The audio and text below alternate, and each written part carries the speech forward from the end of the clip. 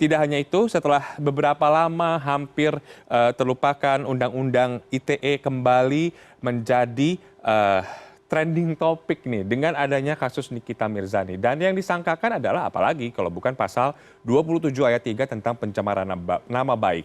Kita tidak akan membahas kasusnya, tapi lebih ke pro kontra Undang-Undang ITE yang hingga kini belum juga direvisi. Kita akan membahas terkait polemik Undang-Undang ITE ini bersama Profesor Henry Subiakto, pakar Undang-Undang ITE, kemudian ada Bang Erasmus Napitupulu, Direktur Eksekutif ICJR. Selamat malam, Prof. Henry dan juga Bang Erasmus. Apa kabar?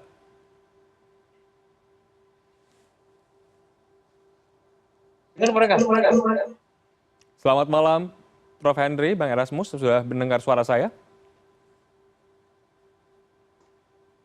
Ya, kami masih mencoba menghubungi kedua narasumber kami untuk membahas terkait polemik Undang-Undang ITE ini. Seperti yang sudah saya jelaskan sebelumnya, bahwa Undang-Undang ITE ini kini menjadi hangat kembali setelah adanya penangkapan dari selebriti Nikita Mirzani yang diduga melanggar Undang-Undang ITE pasal 27 ayat 3 terkait pencemaran nama baik. Baik, kita akan mencoba kembali menghubungi dua narasumber yang sudah terhubung lewat sambungan Zoom malam hari ini. Prof. Henry, selamat malam. Selamat malam. Ya, dan juga ada Bang Erasmus, selamat malam. Malam. Ya, tadi saya sudah mencoba menyapa Anda berdua, tapi sepertinya ada kendala komunikasi. Oke, tadi saya sudah sempat mengatakan bahwa yang sekarang ini terjadi, Undang-Undang ITE kembali menjadi hangat topiknya setelah Nikita Mirzani dijerat dengan pasal Undang-Undang pencemaran nama baik pasal 27 ayat 3. Dan seperti yang sudah saya sampaikan tadi, hingga kini Undang-Undang ITE ini belum juga tuntas direvisi. Prof. Henry, Anda kan juga ikut dalam perumusan revisi Undang-Undang ITE sebelumnya. Apa sih sebenarnya yang menjadi sorotan? Ada beberapa pasal sebenarnya yang kerap menjadi sorotan. Diantaranya adalah pasal 27, 28, 29 yang dianggap dalam tanda petik pasal karet. Nah, sebagai mantan Ketua Panitia Kerja Revisi Undang-Undang ITE, Anda melihat apakah memang pasal-pasal ini perlu direvisi?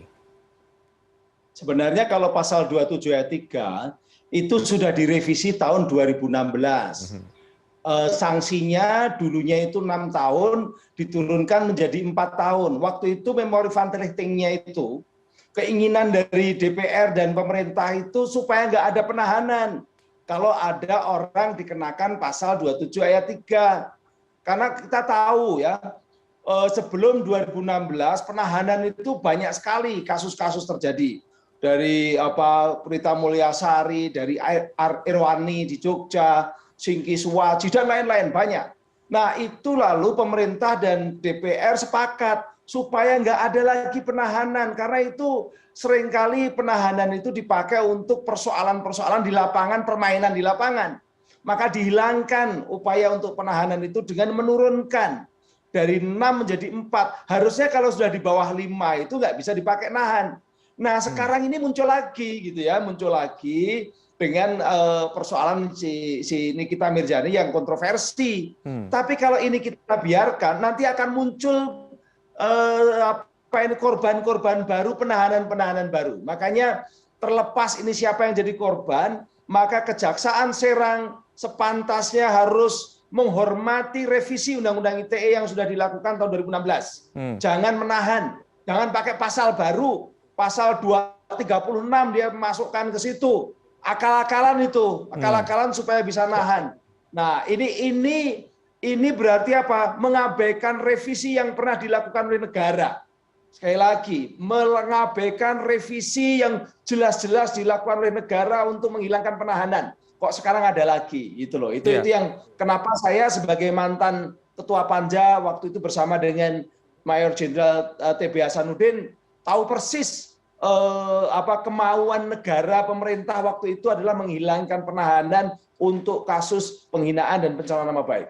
Jadi Anda melihatnya bahwa pasal ini bisa jadi sering kali akan dijadikan instrumen oleh kelompok tertentu untuk menjerat atau melakukan entahlah balas dendam atau apa, mempidanakan seseorang. Kalau pasal ini sebenarnya nggak bisa untuk nahan. Pasal ini nggak bisa nahan karena apa? sudah jelas tertuang di situ sanksinya di pasal 45 itu hanya 4 tahun. Tapi biasanya itu ditambahkan dengan pasal 36. Nah, pasal 36 ini 12 tahun sanksinya. Pasal 36 itu adalah kalau korbannya itu mengalami kerugian material secara nyata.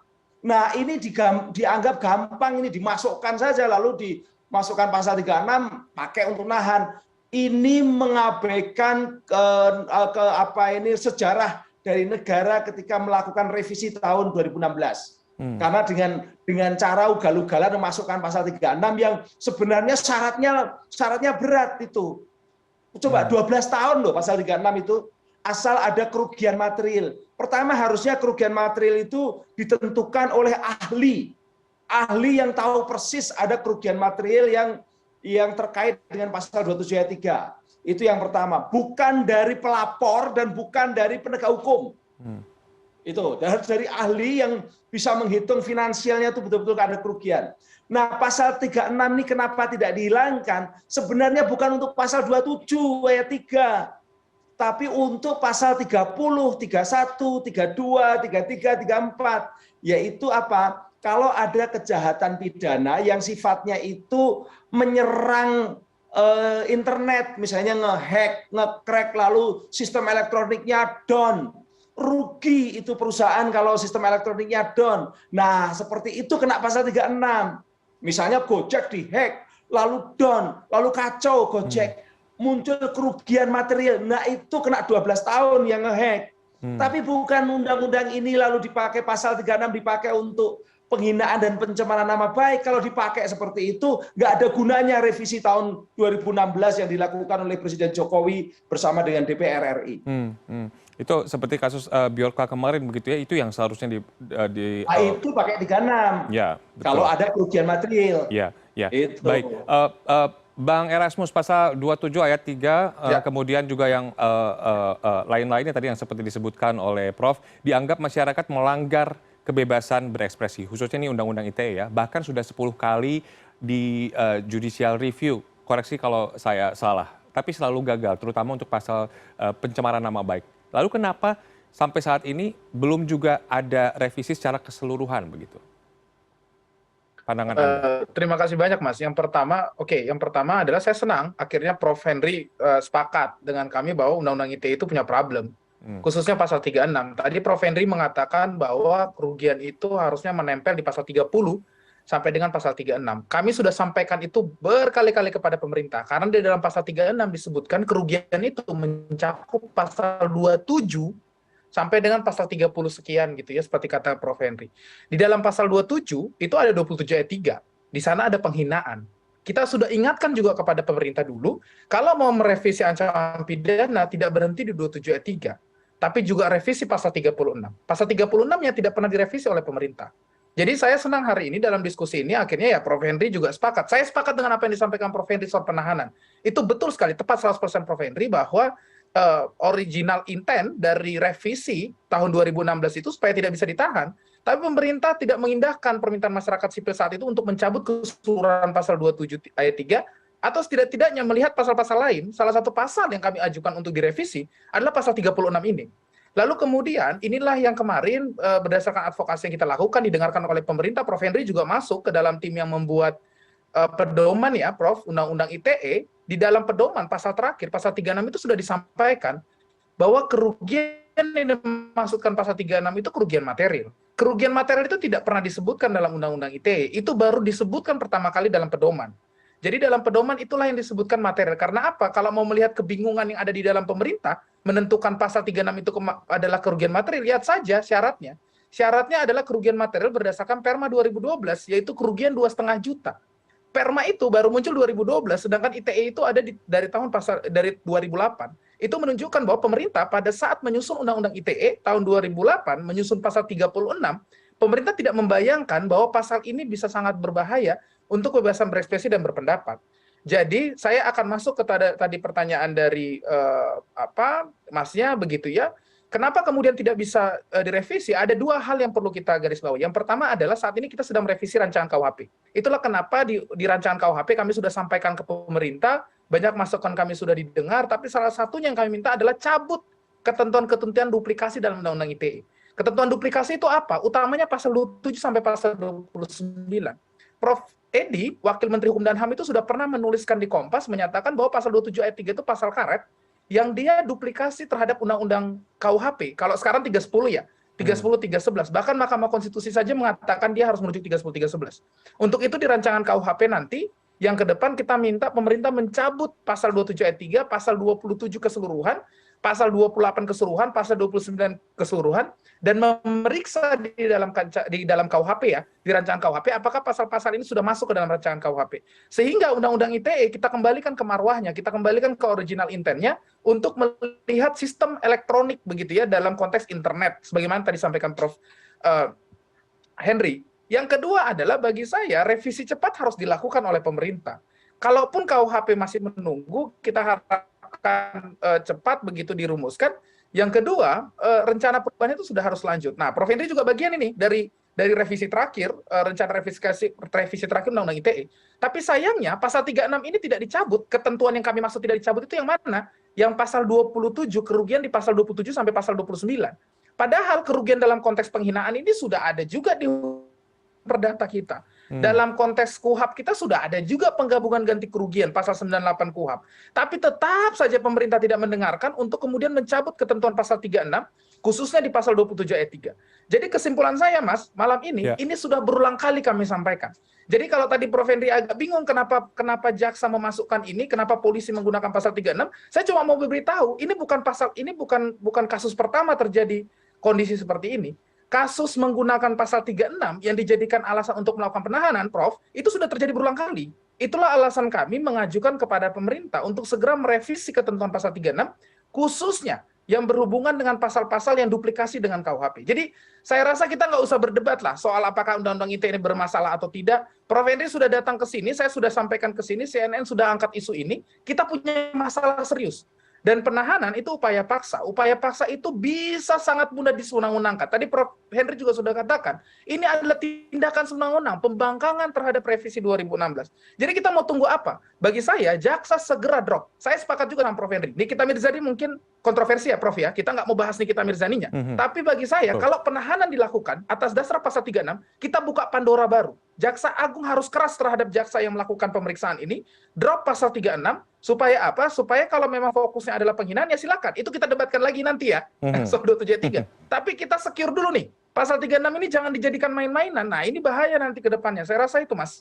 Ya, nah ini kan formulasi tindak pidana di dalam Undang-Undang ITE lebih banyak delik formil, di mana delik formil ini memiliki pengertian delik yang perumusannya difokuskan pada perbuatan yang dilarang, tapi mengesampingkan akibat kerugian yang ditimbulkan. Dari kacamata Anda sebenarnya, apakah Undang-Undang ITE ini pada akhirnya seperti yang tadi Anda garis bawahi, mengekang masyarakat dan menjadi momok menakutkan bagi masyarakat begitu? Isunya bukan delik formil dan material. Isu delik formil material itu tidak berhubungan dengan konteks mengekang atau tidak. Problem terbesarnya pasal ini nature dari pasal-pasal yang ditujukan memang untuk mengekang kebebasan berekspresi berpendapat. Kebebasan berekspresi berpendapat itu bisa dibatasi dengan undang-undang. Tapi undang-undang itu harus fair. Undang-undang itu harus dibuat dengan tujuan memang melindungi hak orang lain.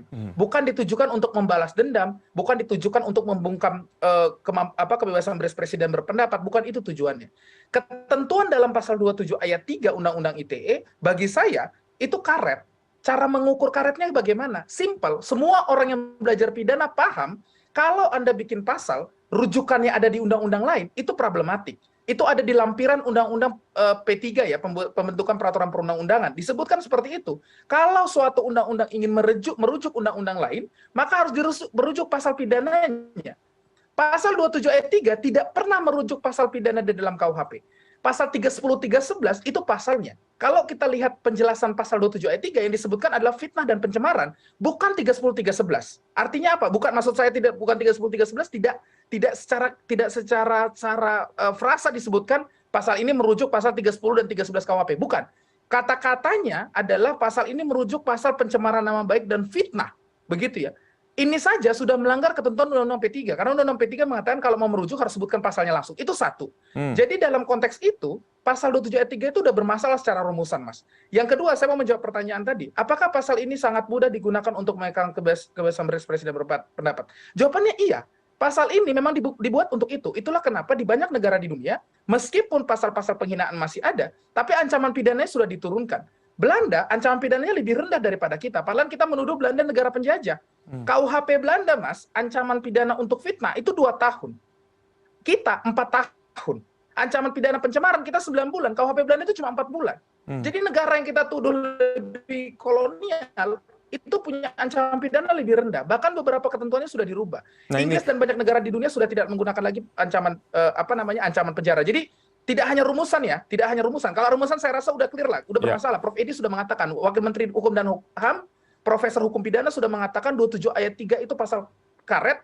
Ya kalau misalnya ada yang berpendapat lain ya silakan mengatakan yang lain, tapi saya berpegang dalam konteks itu. Baik. Saya rasa itu, Mas. Nah, Prof Henry sebentar.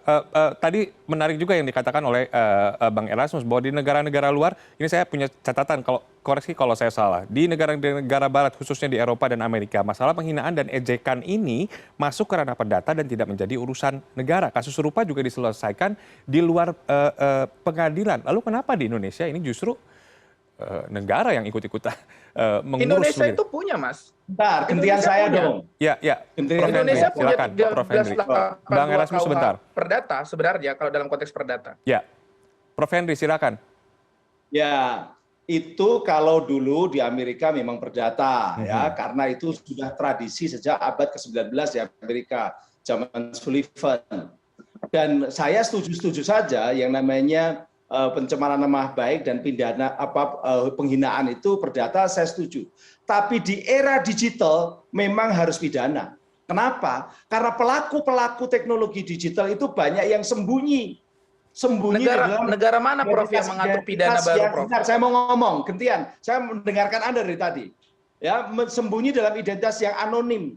Nah, kalau ini menjadi perdata, nanti Bung Erasmus ini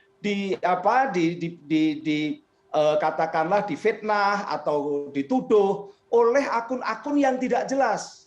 Siapapun bisa terjadi seperti itu. Nah, kalau ini jadi perdata, korbannya harus mencari ini siapa, yang punya akun ini siapa.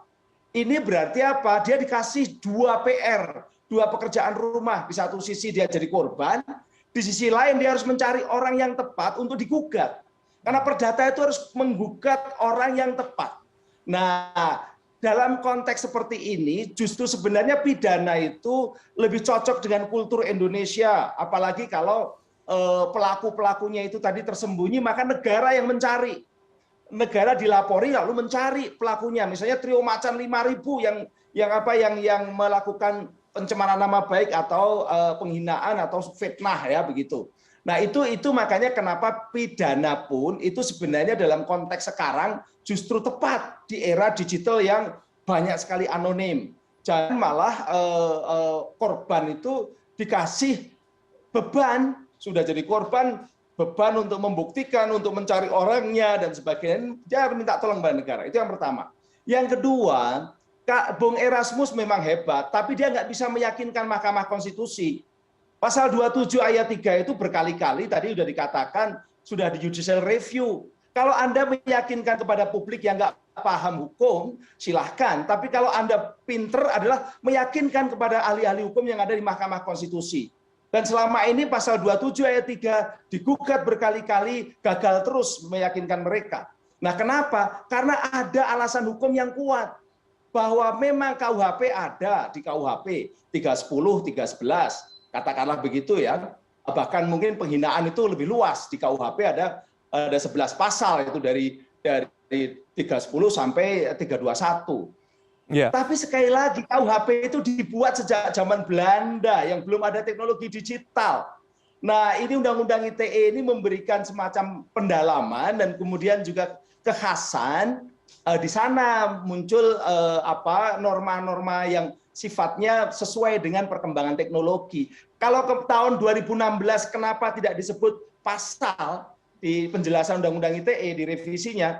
Ya karena Undang-Undang KUHP-nya sedang diproses. sedang ada revisi. Kalau pasalnya disebut 310, 311 nanti KUHP-nya katakanlah apa ini diundangkan, pasalnya lewat dong, keliru apa ini slip nomor pasalnya. Makanya hanya disebutkan bahwa mengacu pada delik penghinaan dan delik pencemaran nama baik dan atau delik fitnah. Itu sebenarnya clear kok. Clear sekali.